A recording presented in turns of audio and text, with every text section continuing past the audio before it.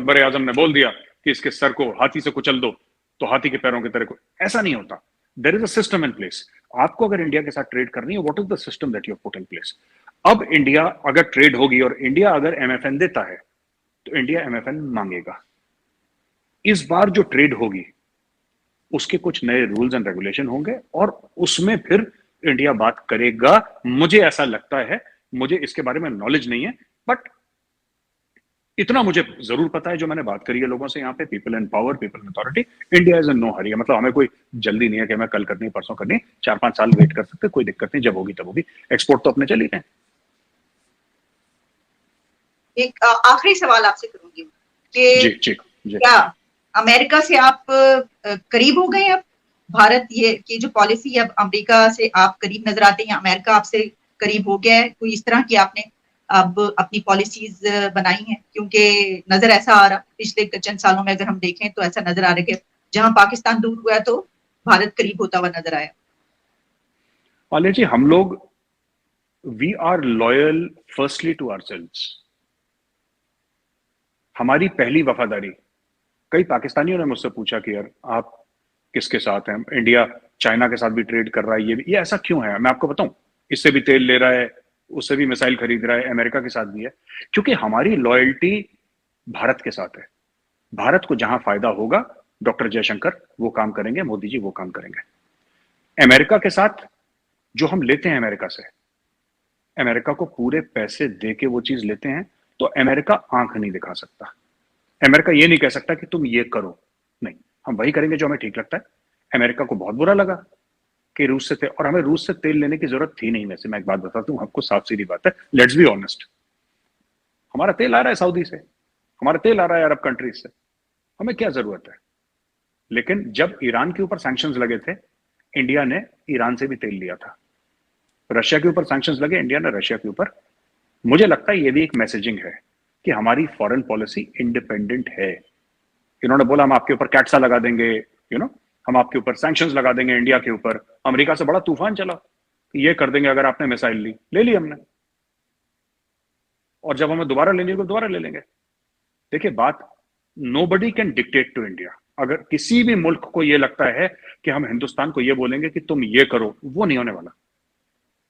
और ये आज की बात नहीं है आलिया जी, ये आज की बात नहीं है। इंडिया का पहला एटॉमिक ब्लास्ट जो था, जो हमने करा था एटॉमिक टेस्ट, वो 98 में नहीं करा था, वो 1974 में करा था, जब इंदिरा गांधी थी प्राइम मिनिस्टर, हमने तब करा था।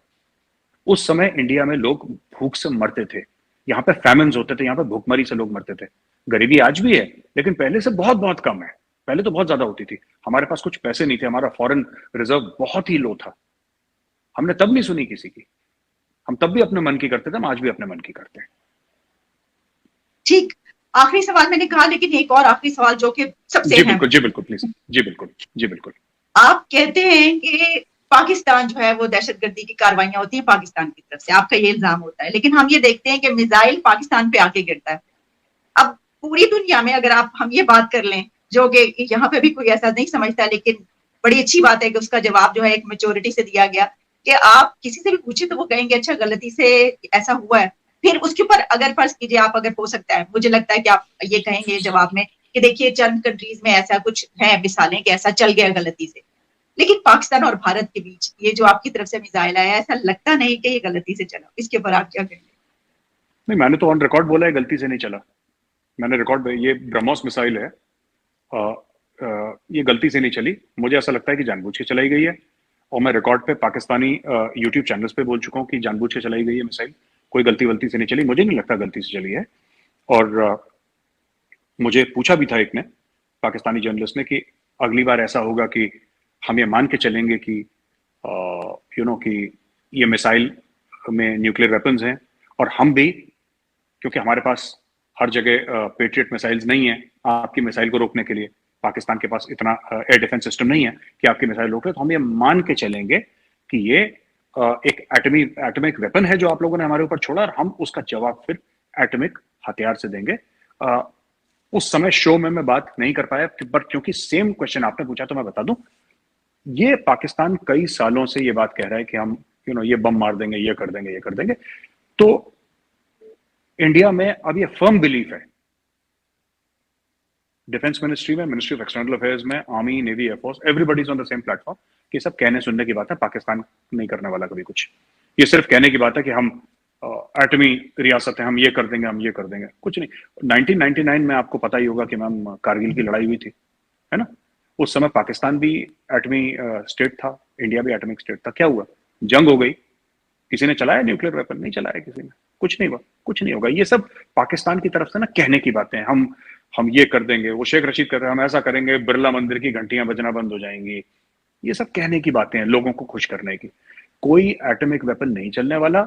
और ये जो ब्रह्मोस मिसाइल छोड़ी थी इंडिया ने, मुझे नहीं लगता कि ये गलती से छोड़ी थी। I think it was a deliberate act not to provoke. इसकी कई वजूहत हो सकती हैं, और अगर आप 1 मिनट दें तो मैं बता दूं कि क्यों छोड़ा था। मुझे जो लगता है, हो सकता है मैं गलत बोल रहा हूं, बट मुझे जो लगता है, पहली चीज ऑफ कोर्स पाकिस्तान के एयर डिफेंस सिस्टम चेक करने के लिए, जो कि पाकिस्तान ने उसको मारा। ये 3-3.5 मिनट पाकिस्तान के अंदर तैरती रही, किसी ने उसको देखा नहीं, पर एंड में पता लगा कि वहां पे गिर गई है वो। पहली चीज ये। दूसरी चीज ऑल्सो कि हमें पता है कि पाकिस्तान के अंदर इंडिया को लेकर इनसिक्योरिटी है बहुत ज्यादा। और सब पाकिस्तान के जो भी रूलर्स हैं, उन्होंने हर समय यह बोला है कि हिंदू खा जाएगा, हिंदू खा जाएगा। जबकि पहली लड़ाई जो हमारे 1947-48 के बाद की अगर जो लड़ाई देखें, मैं 47-48 की बात नहीं कर रहा, पर उसके बाद जो लड़ाई हुई थी पहली बार, प्रॉपर जो लड़ाई हुई थी 1965 में हुई थी। अयूब खान खुद लिखते हैं कि वी स्टार्टेड, हमने अटैक कर दिया इंडिया के ऊपर। You understand? इंडिया ने अटैक नहीं करा। तो ये पाकिस्तान में कहना कि ये कर देगा तो हम ये कर देंगे, ये सब लोगों को एक मंजन बेचा है कि हमारे पास न्यूक्लियर, कोई न्यूक्लियर वुक्लियर। एक जमाने में इंडिया सोचता था ऐसे कि यार अगर हम ये करेंगे ना तो पाकिस्तान हो सकता है कि न्यूक्लियर स्ट्राइक कर सकता है। लेकिन जब से मोदी जी आए हैं, इंडिया एक चीज से कन्विंस हो गया है कि ये कभी नहीं होने वाला, ये पाकिस्तान नहीं करेगा न्यूक्लियर स्ट्राइक, क्योंकि पाकिस्तान को पता है it is economically too unstable, it is too unstable. एक बार न्यूक्लियर इन्होंने अगर सीरियसली धमकी भी दे दी ना, इसके रिपरकशंस इतने ज्यादा हैं कि फिर इनको छोड़ने की जरूरत नहीं है, उसके बिना ही बहुत रिपरकशंस हो जाएंगे। सो ये नहीं होने वाला। This we are 120% sure. आप लिख के ले लीजिए मुझसे आज, ये नहीं होने वाला। ये सब शेख रशीद जैसों की गिदड़ भक्तियां हैं। ठीक, लेकिन इसमें हम ये तो कहेंगे ना कि अभी तक जो ये बात की जाती थी कि पाकिस्तान की तरफ से है, तो अब पाकिस्तान के पास अपर हैंड है कि वो ये कहेगा कि अगर इस तरफ से, जो कि पॉलिटिशियन तो ऐसे बयान देते ही हैं, वो तो स्टेटमेंट्स ऐसी जारी करते हैं, और हमारा जिस तरह आप कह रहे हैं, हमारा तो बिल्कुल ये एक आम सी बात है ना, इस तरह की बात कर देना अपने जलसों के बीच खास तौर पर। लेकिन जो एक्शन किया गया है, जो स्टेप लिया गया है इस तरह का, वो भारत की तरफ से लिया गया, पाकिस्तान ने नहीं लिया। तो ये पाकिस्तान के पास एक बात ऐसी है, मौजूद है हमारे पास, कि हम एक लॉजिक है कि हम इसको दुनिया में लेकर जो है, अगर कभी हमें ऐसा है तो हम कह सकते हैं कि देखिए हम तो नहीं है, ये तो उस तरफ से है। बस ये आखिरी आपसे, अगर आप इसके ऊपर कोई कमेंट करना चाहें तो प्रोग्राम करें।